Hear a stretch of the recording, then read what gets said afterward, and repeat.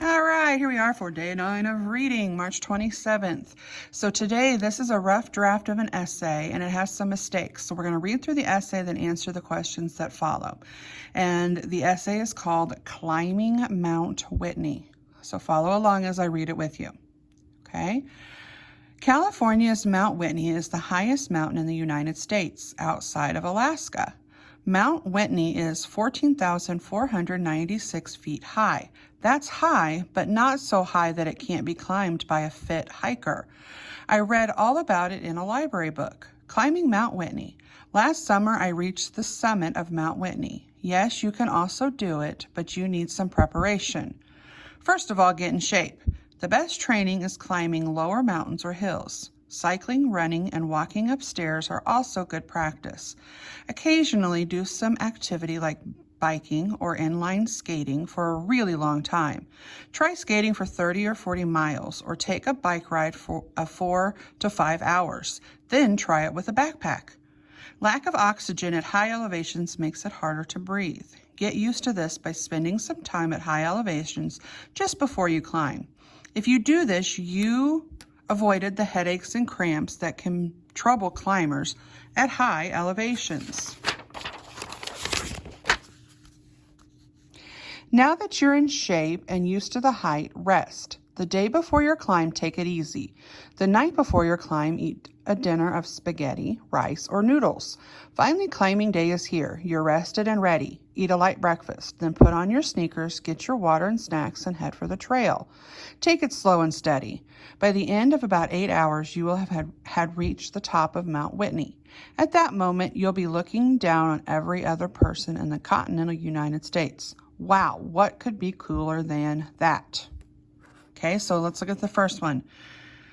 Read the sentence. I read all about it in a library book, Climbing Mount Whitney. What is the correct way to write the title of a book? Ooh, I don't know if we've talked too much about this. Okay, I think we talked a little bit about it, but not in a lot amount. So let's look at it. So if we're writing the title of a library book or a title of any book, you are going to make it italics, which is that funny looking print, the slanty print. Now, if you have italics, you don't need quotations around it. And the only time you need quotations is if you are actually writing it, because when we're writing with a pen or pencil, we can't write in italics. It's hard for us to do that. So the correct answer on this one should be C, the italics, okay? So the next one, it says, yes, you can also do it, but you'll need some preparation. Which of the following should replace the underlined part to make the sentence correct? So which one of these would make sense? Yes, you can do it. Now, this one I don't think should be right because we have 2 sentences and it would be a run-on.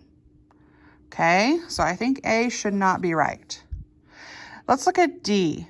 If I have an exclamation mark, what should my next letter start with? Well, it should be a capital, so I know that one's not right. Okay, and then we just said here, well, we needed that comma, otherwise it's a run-on. So the correct answer should be B. Okay. If you do this, you avoided the headaches and cramps that can trouble climbers at high elevations. So on the lines below, rewrite the sentence with the correct verb tense. So avoided is past tense. Okay, has this happened yet? Have you climbed a mountain yet? No, they're just telling you how to prepare. So we need future tense of the verb avoid. How do we make something future? It's going to happen in the future. It hasn't happened yet. It's not happening currently. We use the word will with it. So if you do this, you will avoid. So you need to rewrite that sentence.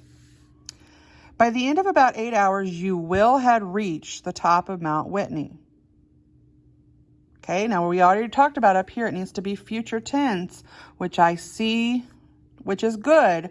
So since it's supposed to be future tense, which one of these is future tense? and makes sense. Okay. Oh, and it looks like that is it. I thought we had more to do, but we don't. Okay, so that is it. See you guys soon.